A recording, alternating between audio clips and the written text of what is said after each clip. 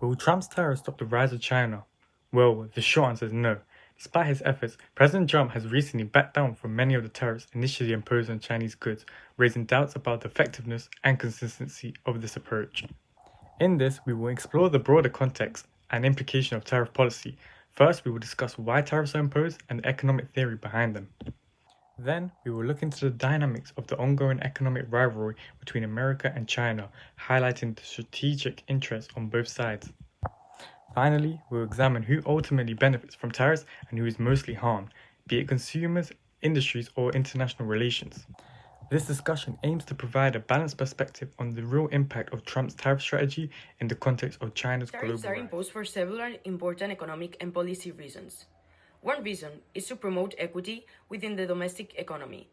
By taxing imports, governments can protect vulnerable industries, preserve jobs, and support fairer income distribution.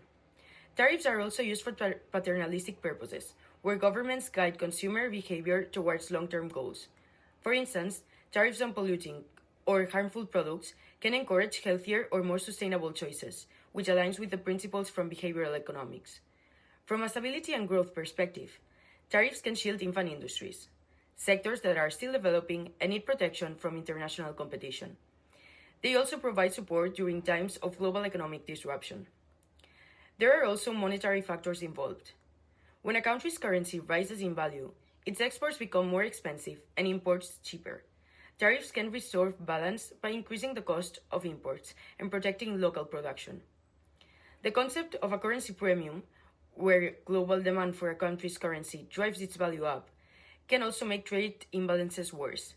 Tariffs are one tool to counteract that effect.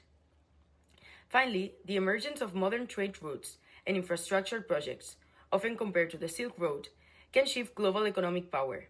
In such cases, tariffs may be used strategically to respond to changing trade patterns and protect national interests. However, tariffs come with risks.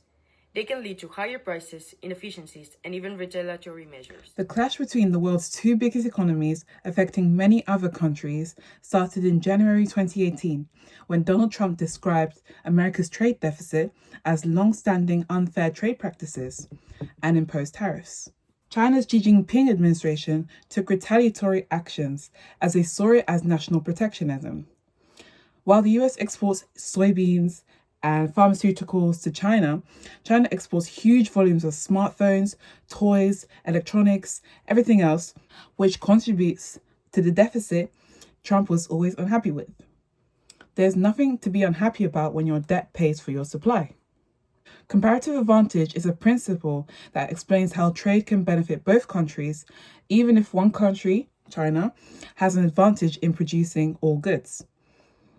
While China benefits from few American imports and America's finance for Chinese imports, America benefits greatly from the huge supply of Chinese goods. We can say that America would suffer a supply shock from the tariffs, and China would suffer a small demand shock that would quickly bounce back over time. America is a small part of China's demand. The opportunity cost of Trump's tariffs would be China's supply to the US. He sacrificed the supply of goods just to protect his country when it had the opposite effect. The aftermath is the loss of trust towards American institutions as Trump's tariffs draws to an end. The American dollar has been weakening, indicating less US growth, and the American bonds have decreased in value. Same with the US stock market under the S&P 500. So, was everything worth it? Trump's tariffs represents a form of government intervention, government action aimed at protecting domestic industries and correcting trade imbalances. However, these tariffs have had a significant effect, one being rising shipping costs. By signaling that US import demand may decline, carriers have reduced supply for US inbound routes. This contraction in supply has driven up freight prices as firms attempt to recover revenue lost from decreased demand. A similar trend was seen during the 2018 trade war, when ocean freight rates from China to the US rose 70% in less than a year. This pattern has now repeated itself in 2025. Beyond price increases, the tariffs have also altered global trade rates. As shipping lines adjust their strategies to avoid the imposed tariffs, other routes and destinations have become more attractive. For instance, Mitsui OSK Lines, one of Japan's largest shipping firms, have rerouted their routes to go to Mexico and Canada rather than shipping directly to the US.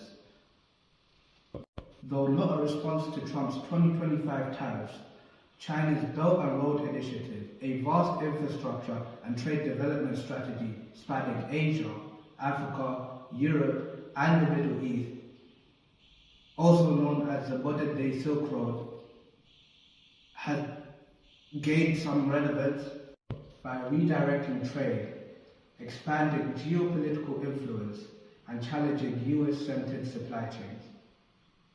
This realignment of trade flows highlights how government actions like Trump's tariffs can trigger broader shifts in global logistics and supply chain dynamics. But do these government actions truly correct problems in the market? So who actually benefits? Some domestic industries, particularly steel, aluminium, and select manufacturing sectors, saw some short-term benefits. Tariffs gave them a cost advantage over foreign competitors, allowing US firms to hire more workers and increase output.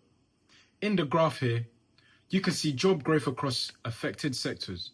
It's worth noting, however, that while certain producers benefited, these gains were sector-specific and temporary. Who is hurt? For many others, the tariffs were costly. Consumers faced higher prices for goods like washing machines and electronics, as firms passed their import taxes on. Small businesses that depended on Chinese components were squeezed, especially if alternatives were unavailable or more expensive. Supply chains were disrupted, and inflationary pressures began to build. As the line graph shows, prices rose significantly in tariff-affected sectors. Due to the rise in tariffs, market failure did arise. Economically, tariffs can lead to what we call allocative inefficiency. In this supply and demand diagram, you'll see that tariffs raise prices and lower output, creating a deadweight loss. Lost welfare that neither the consumer or producer can capture. Now let's focus on the impact on China. While China initially experienced an export slowdown, it adapted quickly.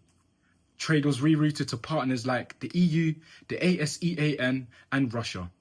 Simultaneously, China doubled down on self-reliance and invested heavily in tech, infrastructure, and domestic supply chain.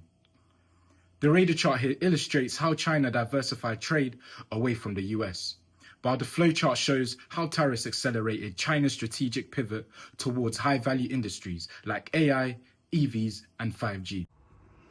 The US-China tariff war has highlighted the complex and far-reaching consequences of protectionist trade policies. While tariffs are often used as tools to protect domestic industries and exert political pressure, their long-term impacts can be economically disruptive. In the case of US and China, the imposition of tariffs led to higher costs for consumers and businesses, supply chain disruptions, and increased uncertainty in global markets. Although some industries may have benefited in the short term, the broader economic effects often include slow growth, retaliation, and strained international relationships.